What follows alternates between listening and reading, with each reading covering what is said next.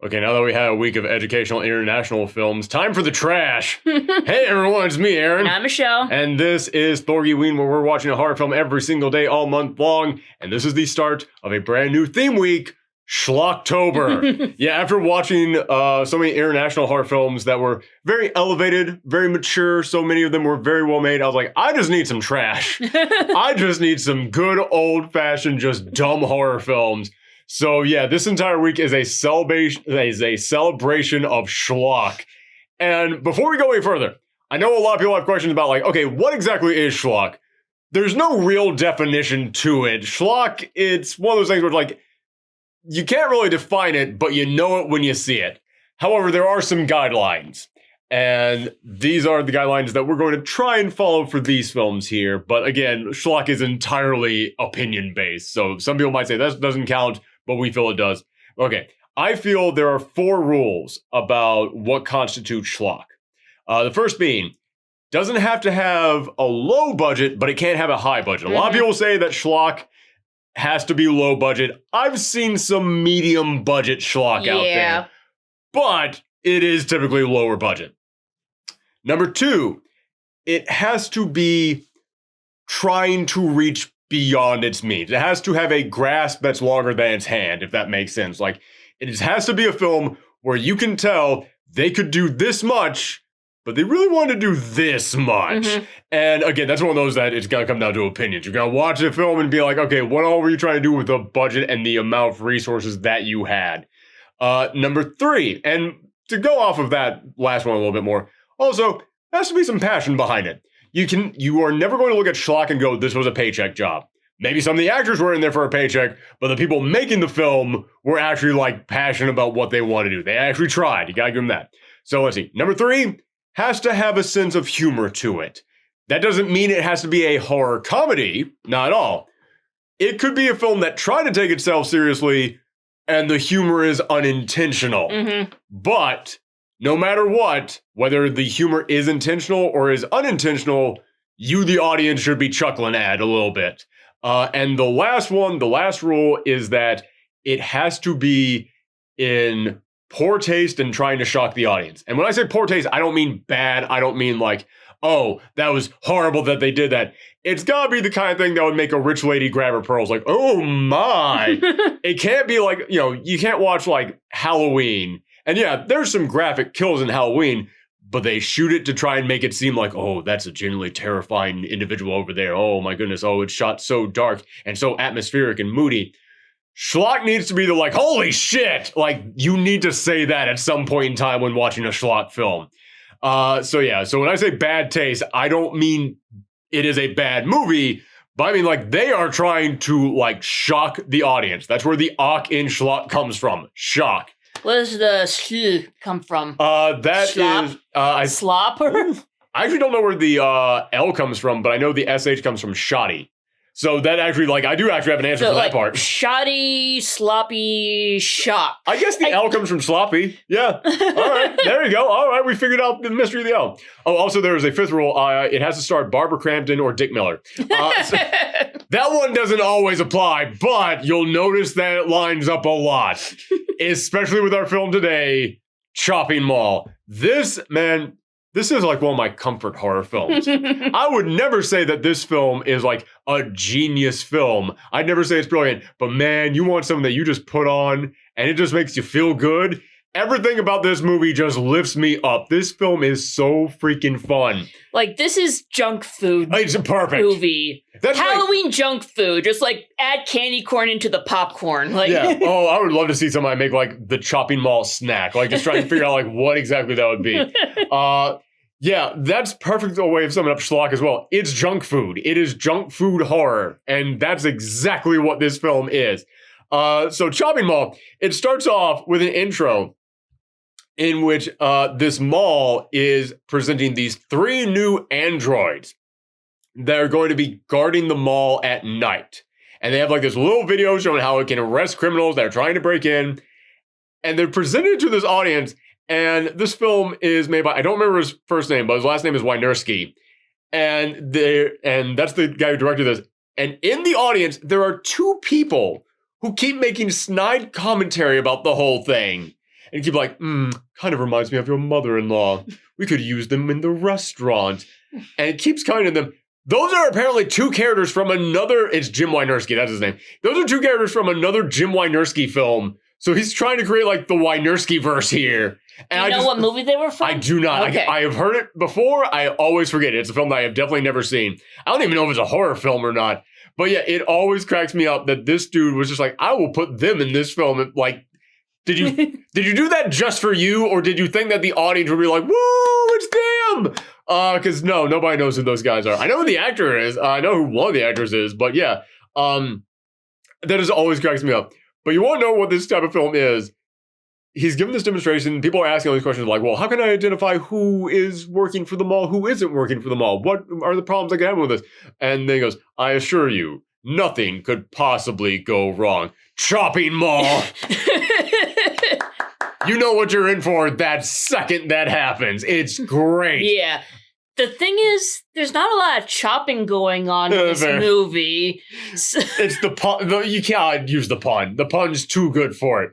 But shocking malls. I guess. No. In all fairness, that would be a little bit better. But yes. Yeah, because when I first saw this, like when I just heard the title, I was like, oh, this is probably about like a serial killer that kills people in the mall or something like that. I would imagine, yeah, and also if you look at the poster, it's like a disembodied hand grabbing a shopping bag. Like there's no mention of robots or anything. So if you just go into it knowing the name in the poster, I have to imagine seeing, this is about robots? Like that's gotta be surprising to you. Yeah. All right, so we then get like a montage of this mall at its most active hours. And oh man. It is the most ridiculous, like... It is the dream that people had in the 80s when they opened up a mall. This is what it will be. There will be the food court over there where there are all these people hanging out. There's going to be the arcade over there and there's going to be the people here doing this and that. But there's also people like doing a bunch of like random ridiculous shit. That's why I say it's like a dream. Because there's like just hot chicks in bikinis walking around. It's like, that's what mall had that. Like, I grew up in the 90s. Like, that's... I don't know. Maybe malls of the 80s were different. They're different. Yeah, it's like, oh, we had to shut that down. Having a bunch of bikini babes walking around the mall kind of caused some problems. We're not allowed to do that anymore. But we then cut to our protagonist, or, you know, we have a couple protagonists in here, but it's clear she's going to be the final girl. Mm-hmm. It's Allison, played by Kelly Maroney.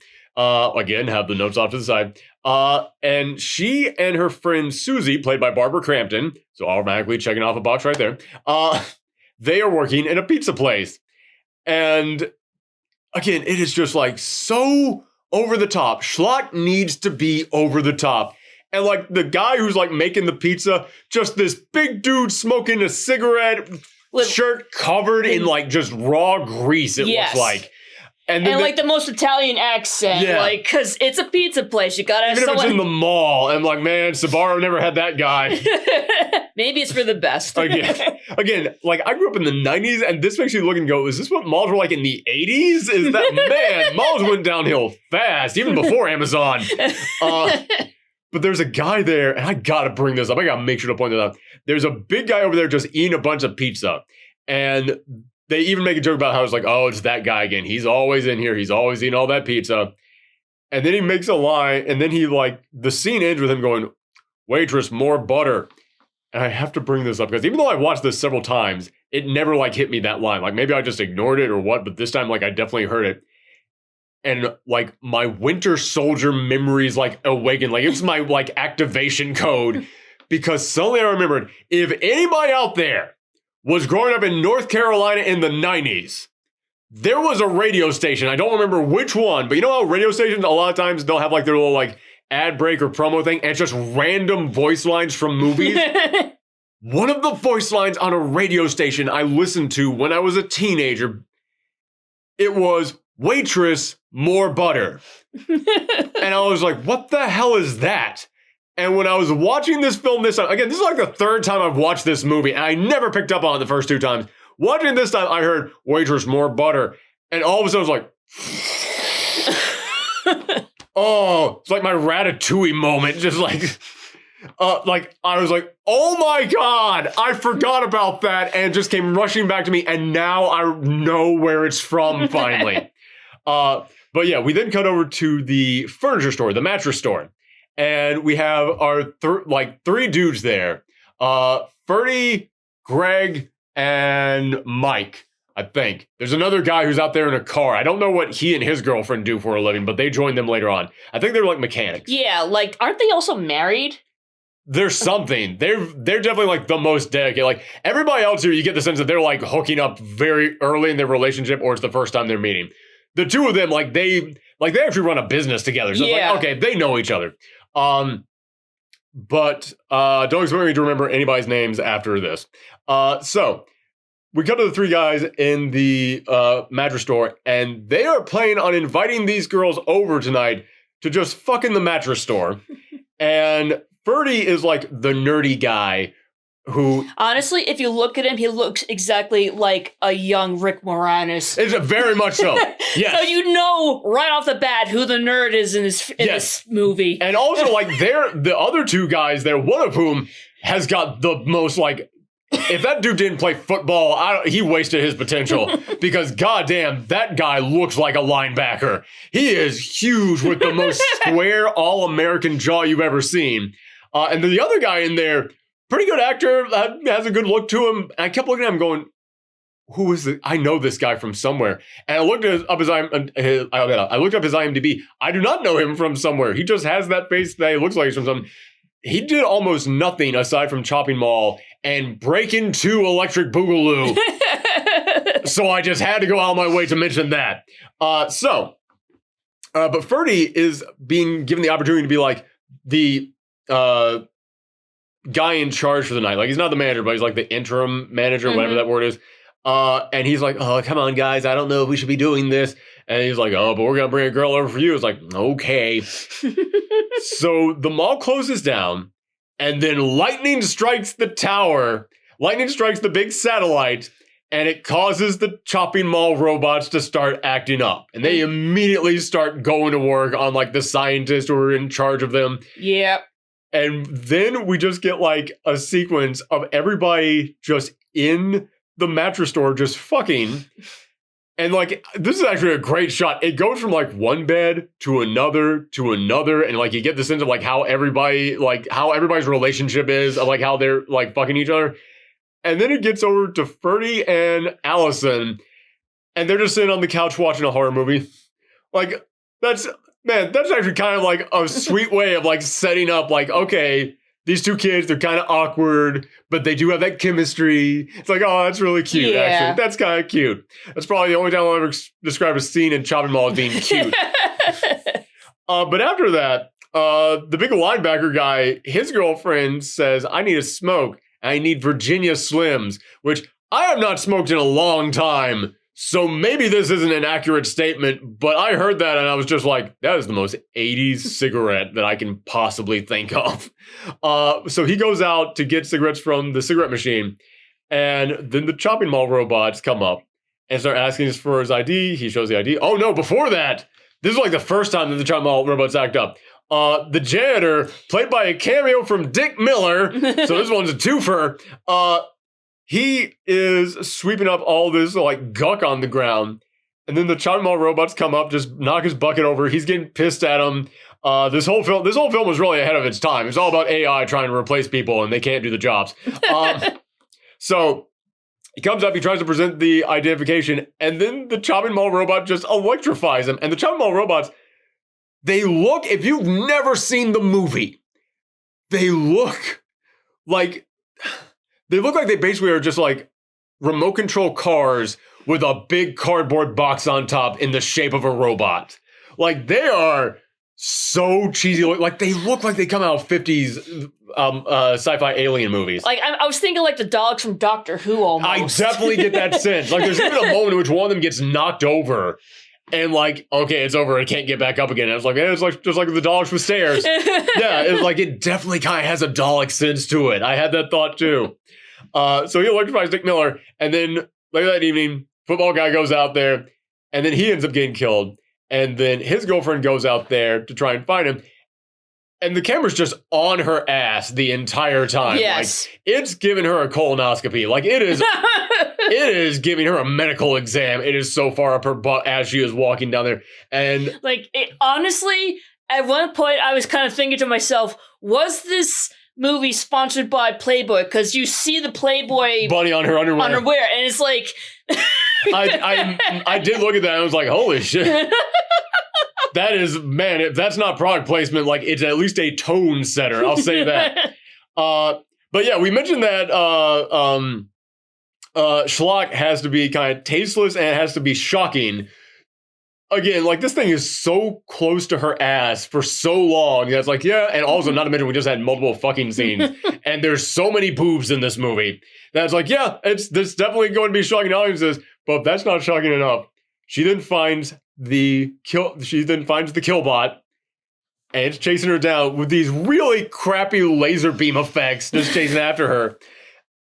And then I'm not going to say exactly how she dies, but it is the most, oh my god, like it is a jarring kill.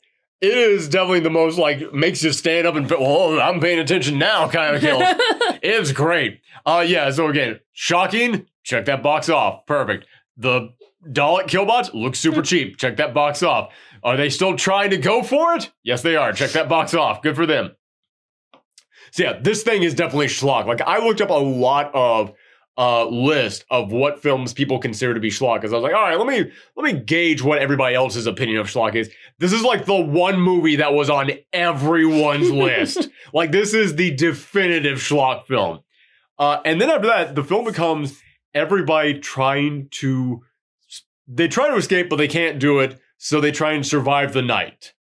And it's them like using what's available to them in the mall to be able to fight back against them. Yeah, they go to the sporting goods store to like get weapons, and I am not an expert on guns, but some of the guns they have do not look like they were meant for hunting. I definitely, like, there's a regular handgun that somebody has, like, okay, it's in a sporting goods store, you probably wouldn't be selling a regular handgun, you would more likely be selling, like, a rifle or something, maybe a shotgun, and one of them gets a shotgun, so okay.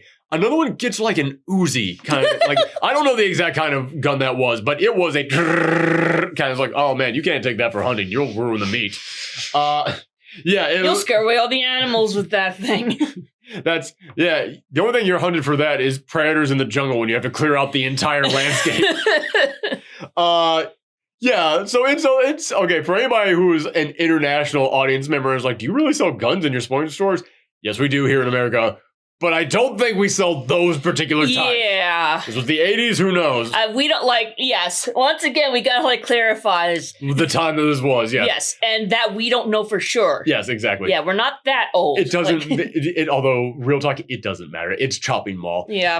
That's the thing about this film. You watch the stuff they do in this film, and it's just like, yeah, that makes sense. It's chopping mall. Fuck it. Yeah, exactly. Just go with it. Why are you questioning anything? So you only get these weapons, and they do have scenes of them fighting back and everything. And one thing that just cracked me up is we see that Ferdy's got the smallest gun. He's got the handgun, but he's also carrying a gas tank with him. I went, okay, I'm not going to say that like this film invented that idea, but this film, despite being in the 80s, is so video game coded. Right. Because all I could think of was how many shooters I have played where someone throws the gas tank and then shoots it to create the explosion. I'm like, wow, this film... I don't know of a lot of other films I've seen from this time period that did stuff like that. All right. I honestly asked if they made a video game based off this movie. And they have not, but it did make me think, oh my God, that'd be kind of awesome. Like, not a big budget one or anything, but like enough, but like I could definitely see them doing something like that. Like, you know, there's Way Forward Games recently started putting out these things called retro arcades, where there's two of them. Like, it's this weird thing where you buy the retro arcade and all it is it's just an empty arcade in there that you can fill with trophies and stuff. But then you can buy like the expansion packs, and like they made one for Halloween and one for Ash versus the Evil Dead, the TV show, not any of the movies, because that's a whole legal issue there. But when you buy those, you then go to the arcade and there are actual arcade machines for that. But there's several other arcade machines that have like a big curtain over them. So it's like, oh, this could be a thing in the future. This happened like, I think a year ago at this point. So who knows if they have any more coming. But all I could think was, you can get the Chopping Mall license. I don't think that would cost you too much. And I think people would be willing to play that. Just don't make it like an asymmetrical multiplayer game. It's learn from Killer Clowns. It's Dead by Daylight has that under lock at this point. Like, I'm just imagining it as like an Atari game or something. Yeah. Like, I mean, the robots are even shaped like little Atari guys. Like, yes. Beep, boop, beep, beep, beep. Like, they look almost like if you didn't know what E.T. looked like and you saw the Atari E.T. little pixel sprite, you're like, turn that into a robot. I guess it'll look like this. Like, yeah, that's kind of what it is. Yeah. But yeah, so it's them like just fighting back. They get picked off one by one. And the death sequences in here, all fairly shocking. They're all pretty good. None of them in like super graphic, gory ways, anything like that. You'll see that tomorrow. But yeah, so none of them are like super graphic or anything that. But they definitely are like memorable, I'd say. Like there's one guy who falls off of the banisters and lands, and both of us cracked up because this is in the 80s. He's in the Family Guy, like, death pose. Yes. He's literally, like, in that. It's like, oh, my God. Like, I kept thinking it, and then you said it. I was like, same brain. Oh, yeah. So, yeah. This film, from then on out, it gets into spoilers, but it's also one of those films I was like, do you care about spoilers? Fuck it. I mean, it's pretty, like, cut and base. Like, you know what the film is. Yes. Yeah, exactly. This is going to be like the Universal reviews that we did, where it's like, there's not a lot to say in here because it's chopping mall. But I will say, I really like the robots because even though they're so goofy looking and like they're rolling around like the big like tank treads and everything, and it's like you can just feel the little machine underneath that the guy with the like remote control is like driving off the side to onto the side of the camera. They've got this voice that's just super memorable. This can I see your identification, please? Have a nice day. It's incredibly memorable. Like the chopping mall robots never rose to the ranks of being like horror greatness. They're not up there with Freddy or Jason or any of that. But man, they're memorable. Everybody remembers that. Have a nice day. Everybody remembers that. I do also really love the soundtrack in here. Yes. This soundtrack is one of the most underrated horror soundtracks. I think it's because it's not scary in any way. Like, Freddy and Jason's themes, like, you remember them because they're horror films and it's supposed to be scary. This soundtrack is kind of awesome. Like, it is 80s to the extreme. I was just like thinking about like this entire month, like there'd be like a lot of banger soundtracks. Yeah. And a lot of those are like from the 80s and 90s. So like you specifically brought up Maniac Cop, and that's another Maniac underrated Cop one. And Return of the Living Dead. Return of the Living Dead is an all-timer. That is an all-timer. I don't know how many songs in Return of the Living Dead were original for that though. So like I know there's gonna be people out there who's like, okay, well there's a difference between score and soundtrack. It's like, yes, there technically is. But if you're lumping them all in together into one thing, it's like, Return of the Living Dead, amazing. Maniac Cop, super underrated. This one that like just the little I can't even replicate because it is so digital. So synthy. That's the word. Like, yeah, I would need to swallow a keyboard to be able to imitate the soundtrack of this thing. But it is just so, like, it's got that right amount of, like, energy to it of, like, we have to run from the machines. But then it's also slow enough that when you see the slow-ass, like, killbots just slowly rolling after everyone, it's like, yeah, fits that too. Super mechanical. Yeah, it fits this incredibly well. Also, this film just feels like it would have been fun to make. They're just inside the mall for the night. They just got all to themselves. They're just running around going nuts in there. Like, it just feels like a good time. Also, we should say our protagonist, really like her. I actually really like everybody in here. The only problem is some of them you don't get the most time to know. Like Susie, I didn't get a ton of time to know her. She's good in the beginning when she's friends with our protagonist. Then after that, she's the one who starts panicking and making all the mistakes and getting everybody in trouble and everything. But it's still Barbara Crampton. I was like, it's kind of nice to see Barbara Crampton doing like multiple different sides to a character in one thing. My only real problems are the two people who were not part of the mattress company, the ones who like they were in the van outside in the beginning. Yeah. Because I just kept looking the whole time. I was like, how do you guys know each other? Granted, like they don't need to explain it. They can just say they know each other.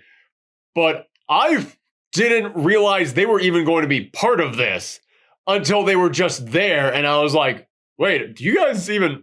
I do not get the sense that you guys know each other. I don't know. It's like, I feel like they just needed an escape vehicle. Yeah. So they just needed, they just need more bodies is what it was. Like, they just realized, too many people were getting killed off too quickly in this thing. We do not have enough. We only got 6 people in here. We need 8 in order to make this really work. Yeah, so they're the only ones I'm like, I don't feel like you guys fit here. But even then, I still kind of like them. Mm-hmm. I definitely think they have maybe the least personality of any of them, but I still liked them. I still thought they were good. But our protagonist, watching her kind of transform throughout the film, kind of progress from being the really quiet, meek girl to being the one who kicks ass. Also, they have a moment which is real, she's a really good shot, but then they give one line explanation. It's like, oh, okay, that's pretty cool. Hey, backstory. All right. This is one of those films in which anytime I get anything that resembles actual good storytelling, I'm like, extra credit on that one because you didn't need it. This film did not need any good storytelling at all. So anytime I get that little hint of oh, you actually thought something out. Bravo, good for you. Yeah, I'm definitely grading on a curve when it comes to Schlocktober. Yeah. So anything else that you want to say before we? I don't think so. It's just a fun movie. This film, it just is infectiously fun.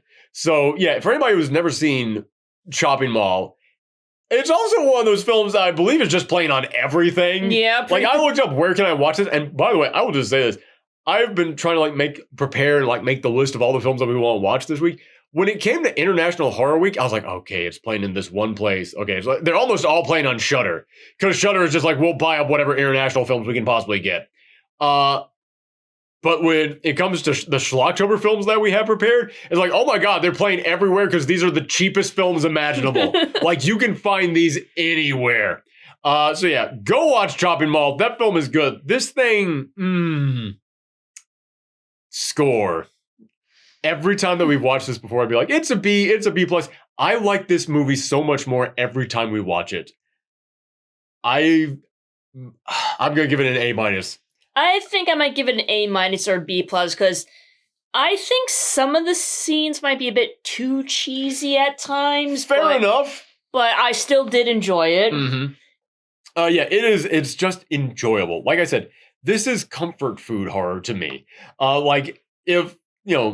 If I'm having a bad day and I need a horror film to put on that'll just put me at ease, this is that one. Mm-hmm. This is risen to become such an MVP horror film for me. Because like I said, I've seen it 3 times. This is one of the few horror films that I actually like more every single time that I watch it. Okay. I guess going to minor spoiler stuff, because again, it's one of those films where it doesn't really matter what happens in this, but I will say, one minor spoilery thing I wanted to put in here is I really like at the end when she goes into the pet store and they just drop a bunch of spiders and snakes around her, which I'll just say this. I don't think all those spiders were real. The ones that were just stuck on her, I was I don't think those are real, but they're pretty convincing fakes. But then there were just scenes, there was a scene that made me squirm because there was a bunch of spiders on the ground and then they let a snake loose on there. I was like, oh no, that's going to be a problem. That is going to be a problem. But no, snake just went right past the spiders, flicked one of them aside with its tail because it was an asshole. Snakes are assholes, I guess. To be fair, the spiders were in its way. Exactly. You can't tell where its tail is going to be at all times. But yeah, I was just kind of very impressed with that sequence. Like I said, the effects in here are so corny. The effects in here are so cheap and cheesy. But I was actually impressed. I was like, oh, you actually had money for an animal wrangler on set. Okay, all right. This is Friday the 13th. I can't really think of any other spoiler stuff that I really want to get into. Like I said, it's not characters keep dying off in this thing, but it's it doesn't, you know who the final 2 characters are going to be that survive. You know that immediately. Mm-hmm. I found each of the deaths to be, oh God, no. There's one that we need to talk about. There's one death in particular that I need to talk about because it is the funniest on-screen death I have ever seen. Why did I say on-screen death? That's actually... It is the funniest death scene that I have ever seen in one of these B-horror films because it is just so... every single thing about it is just the right amount of cheesy and over the top. We see the chopping mall robots start blasting out their energy beams. And they blast them at a bunch of mannequins because they put the mannequins in front of a mirror. So they're trying to like trap the robots, which this is some 80s we don't know how science works mindset here. Because they put the mannequins in front of a mirror and they hit the mannequins, and the mannequins each take multiple hits before they go down. And I'm bringing that up because a moment after this, the robot shoots one of the girls, and she dies from it. And all I could think was, we just saw those mannequins take like 5 of those blasts before it got knocked down. You probably are going to be okay. I don't know. The other girl. What were mannequins made out of in the 80s? Lead. Everything was made of lead. Fair enough. But the mannequins are in front of a mirror. The mannequins go down and then it shoots the mirror, and like you don't actually see this, but it's supposed to be implied. The implication is that it shot the mirror reflected the light back at it, and now it's like electrocuted itself. Like, that is not how mirrors or lasers work. At least not those types of lasers. And yeah, it's just, that is some 80s we don't know how this science works yet because it's so like experimental. Like, it's not real science yet. But yeah, so it electrocutes itself, and then it starts spinning around, and it shoots the one guy's girlfriend, and he just screams out, "No!"